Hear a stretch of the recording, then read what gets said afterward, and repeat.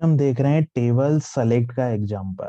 Table select एक form API का component है और टेबल सेलेक्ट का क्या यूज है वो मैं दिखाता हूं। तो ये मैंने एक एग्जांपल ओपन कर रखा है, ये मैं एक एग्जांपल मॉड्यूल ही यूज कर रहा हूँ। टेबल सेलेक्ट मतलब इस तरह का कुछ टेबल में सेट ऑफ डेटा आता है और हम यहाँ पे इसको सेलेक्ट करेंगे चेक बॉक्स को, और यहाँ पर हम कोई ऑपरेशन सेव कॉन्फ़िगरेशन पे क्लिक करेंगे और ये डेटा हमको मिलता है। ये यूजर आईडी हो सकता है, नोड आईडी हो सकता है, या जो भी की वैल्यू हम पास करेंगे वो यहाँ पे होगा। तो इस पे जैसे ही कोई चेक बॉक्स में इन दो वैल्यू को मान लीजिए कोई सेलेक्ट करके सबमिट करता है, तो ये दो आईडी हमको मिलेगी और उन दो आईडी से हम जो भी ऑपरेशन परफॉर्म करना चाहेंगे वो यहाँ पे कर सकते हैं। अगर ये कंटेंट हुआ तो यहाँ पे नोड आईडी होगी और हम इन सेलेक्टेड नोड आईडी को पब्लिश करना चाहते हैं, अनपब्लिश करना चाहते हैं, जो भी करना है ऑपरेशन हमको इन सेलेक्टेड आइटम्स पे, वो हम लोग यहाँ पर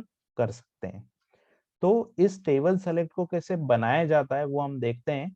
तो ये है इसका ऑफिशियल डॉक्यूमेंट जो कि drupal.org ने हमको दिया हुआ है यहाँ पे, और ये इसका फुल एक्सप्लेनेशन भी दिया हुआ है कि किस तरीके से ये काम करता है। टेबल सेलेक्ट जो है एपीआई वो किस तरीके से काम करती है, वो यहाँ पे पूरा हमको दिया हुआ है।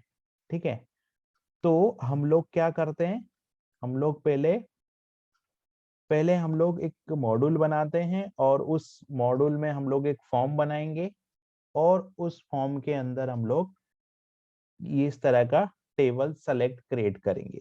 ठीक है, तो ये मैंने ओपन कर रखा है Drupal console. With the help of Drupal console मैं क्रिएट करूंगा एक मॉड्यूल, और उस मॉड्यूल के अंदर हम लोग क्रिएट करेंगे एक फॉर्म, और उस फॉर्म के अंदर हम लोग टेबल सेलेक्ट का ये जो एग्जांपल है वो रेंडर करेंगे। ठीक है, तो हम लोग क्या करते हैं यहाँ पर मॉड्यूल, सबसे पहले क्या करते हैं मॉड्यूल बनाते हैं। तो ड्रूपल कंसोल की हेल्प से मॉड्यूल कैसे बनता है, जनरेट मॉड्यूल, है ना। कंसोल में हमको जीएम कमांड चलाना पड़ेगा जो कि क्या करेगा, जनरेट करेगा मॉड्यूल।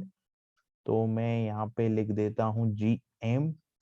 ठीक है, अब ये पूछ रहा है यहाँ पे नेम ऑफ द मॉड्यूल। तो नेम ऑफ द मॉड्यूल में लिख देता हूँ एग्जाम्पल टेबल सेलेक्ट। ठीक है, ये मॉड्यूल का नेम हो गया। इसको हम लोग थोड़ा सा ऐसा कर देते हैं, ये नेम हो गया। ठीक है, मशीन नेम भी यही रखेंगे हम लोग। पाथ हमको कस्टम चाहिए, यस। डिस्क्रिप्शन में क्या चाहिए, तो डिस्क्रिप्शन में मैं यहाँ पे लिख देता हूँ एग्जाम्पल टेबल सेलेक्ट। ठीक है, ये टेबल है example table select. Package custom के अंदर चाहिए 8.x। मॉड्यूल फाइल हमको चाहिए, तो मैं कर देता हूँ नो, नहीं चाहिए हमको। फीचर नहीं चाहिए हमको। कंपोजर डॉट जेसन भी नहीं चाहिए हमको। डिपेंडेंसी में नो कर देता हूँ, है ना।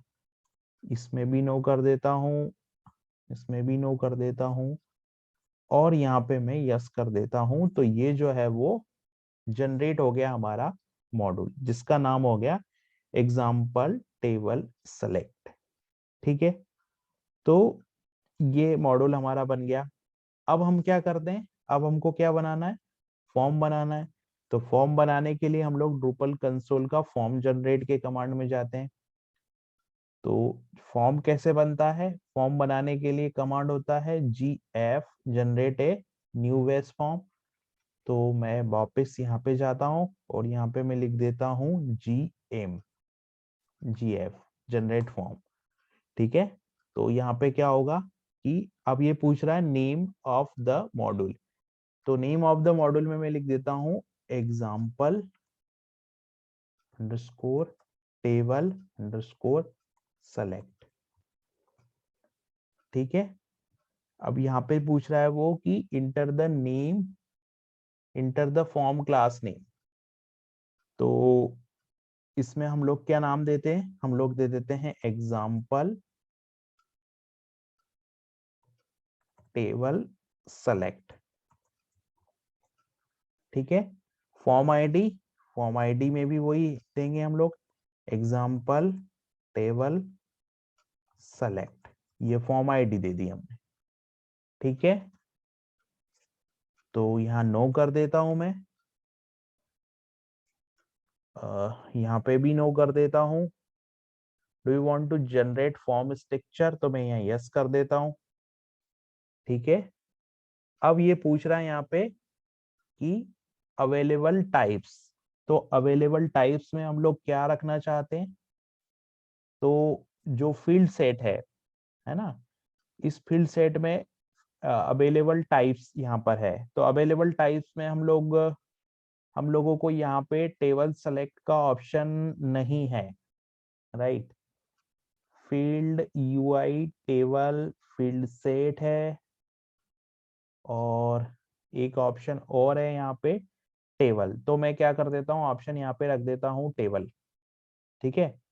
क्योंकि जो डॉक्यूमेंटेशन हमारे पास है ना, इस डॉक्यूमेंटेशन को अगर हम लोग देखें तो यहाँ पे ऑप्शन क्या होगा, यहाँ पे हेडर होगा और फॉर्म टेबल होगा, टाइप में ये वैल्यू रहेगी, तो फॉर्म टेबल। तो हम लोग यहाँ पे टेबल रख के देखते हैं क्या होता है, क्योंकि हमारे पास टेबल का ऑप्शन है, तो मैं यहाँ टेबल कर देता हूँ, ठीक है। इनपुट लेवल, इनपुट लेवल में मैं लिख देता हूँ एग्जाम्पल टेबल सेलेक्ट, ये इनपुट लेवल लिख दिया मैंने। मशीन नेम यही हो गया मेरा। डिस्क्रिप्शन में मैं कुछ नहीं देना चाह रहा हूँ, डिफॉल्ट वैल्यू में कुछ नहीं देना चाह रहा हूँ, इसमें कुछ नहीं देना चाह रहा हूँ, ठीक है। फिर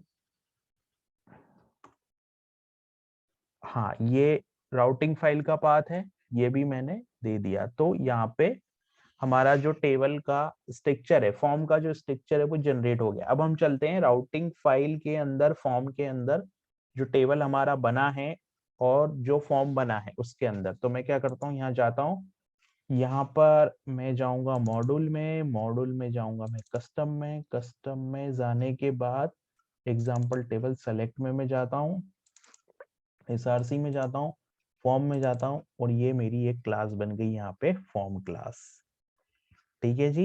यहाँ पे ये टेबल बना और यहाँ पे ये सबमिट फंक्शन बन गया। अब इस टेबल को मेरे को क्या करना है, इस टेबल को मेरे को टेबल सेलेक्ट में कन्वर्ट करना है, ठीक है। इस टेबल को मेरे को टेबल सेलेक्ट में कन्वर्ट करना है। तो उसके लिए मुझे क्या करना होगा, ये हेडर हो सकता है और ये ऑप्शंस हो सकते हैं, है ना। ये हेडर हो गया और ये ऑप्शन हो गए। तो मैं क्या करता हूं कि ये वाला जो टेबल है मेरा, right, form table, form table, और ये मैं कॉपी करता हूं, इस पूरे एग्जांपल को मैं कॉपी करता हूं। कॉपी करने के बाद मैं इस पूरे एग्जांपल को यहां से कॉपी कर लेता हूं, है ना। ये कॉपी किया मैंने। कॉपी करने के बाद मैं क्या करता हूं, इस वाले टेबल को यहां से हटाता हूं और यहाँ इसको पेस्ट कर देता हूं, ठीक है जी। अब ये हो जाने के बाद मेरे को क्या करना होगा, ये होने के बाद मैं जाता हूं मॉड्यूल के अंदर, एक्सटेंड में जाता हूं, और ये जो मॉड्यूल मैंने क्रिएट किया एग्जाम्पल टेबल सेलेक्ट, इसको इनेबल करता हूं। तो मैं यहाँ गया और मैंने यहाँ पे एग्जाम्पल टेबल सेलेक्ट,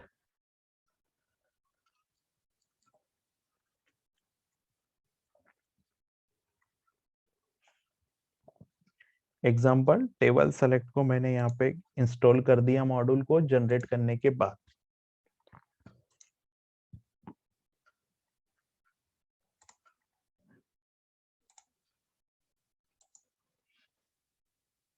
जैसे ही मैंने मॉड्यूल इंस्टॉल किया, फिर मैं स्क्रीन पे गया, ये जो राउटिंग फाइल हमने बनाई थी, इस राउटिंग फाइल के पाथ पे मैं गया, और राउटिंग फाइल के पाथ पे मैंने देखा, तो ये देखिए कि ये पूरा टेबल सेलेक्ट जो है वो यहाँ पे क्रिएट हो गया, ठीक है।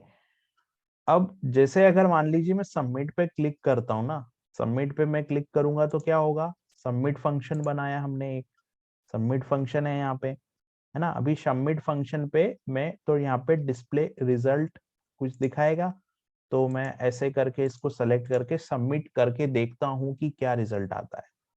तो क्या दिखा रहा है यहाँ पर, टेबल, अरे, फॉर्म, सबमिट, आईडी और ये सब चीजें दिखा रहा है। अब इसमें हम लोगों को जो भी वैल्यू हम सेलेक्ट कर रहे हैं ना, वो वैल्यू हमको कैसे मिलेगी, तो वो वैल्यू हमको कुछ इस तरीके से मिलेगी कि यहाँ पे हमने जो ऑप्शन अरे बनाया ना, ये 1 2 3, ये 1 2 3 की जगह हमको डायनामिकली आईडी रखनी पड़ेगी, है ना।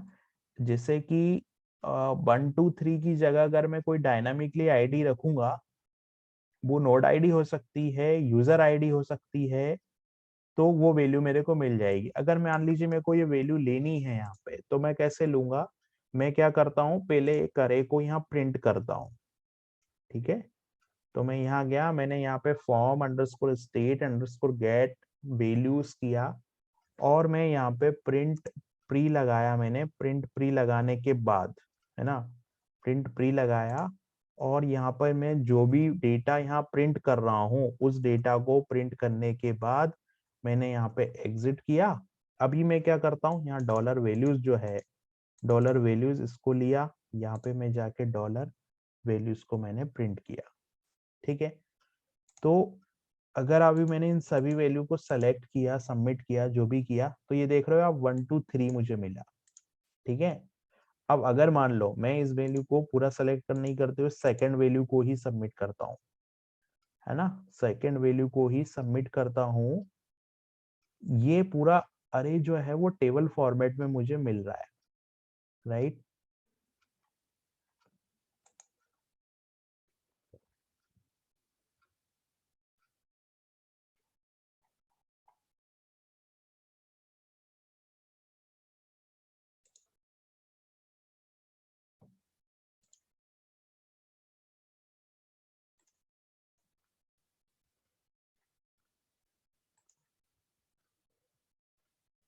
तो अब हमको यहाँ पे अगला चैलेंज हमारे लिए ये है कि ये सिलेक्टेड वैल्यू हम लोग कैसे गेट करेंगे, क्योंकि यहाँ पे हमको फॉर्म की वैल्यू मिल गई है, लेकिन हमको यहाँ पे ये देखना है कि कौन कौन सी वैल्यू सेलेक्ट है और कौन कौन सी वैल्यू सेलेक्ट नहीं है। तो उसके लिए क्या करते हैं, अपन देखते हैं।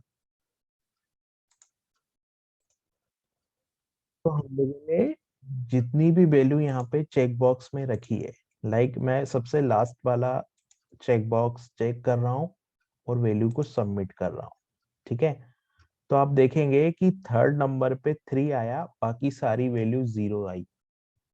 इसका मतलब ये है कि हमारा जो थर्ड है, जो नोड आईडी जिसका 3 है या जिसका आईडी 3 है, वो वैल्यू यहाँ पे सेलेक्ट है। मैंने आपको पहले भी बताया कि ये अरे की वैल्यू है, ये नोड आईडी हो सकती है, यूजर आईडी हो सकती है। यहाँ पे हम लोग जो अरे बना रहे हैं, ये अभी मैंने स्टैटिक आईडी दी है, ये आईडी हमारी डायनामिक हो जाएगी और ये आईडी हमको यहाँ पे मिल जाएगी। तो अगर मान लीजिए हम लोग इस 3 नंबर की आईडी के नोट को अनपब्लिश करना चाहते हैं, तो हम लोग यहाँ पे अनपब्लिश करना चाहते हैं। अब हम लोग वापस चलते हैं और मैं क्या करता हूँ कि यहाँ पे फर्स्ट और सेकंड को सेलेक्ट कर लेता हूँ। तो फर्स्ट और सेकंड की वैल्यू मिलेगी, बाकी जो थर्ड रो है उसमें 0 मिलेगा।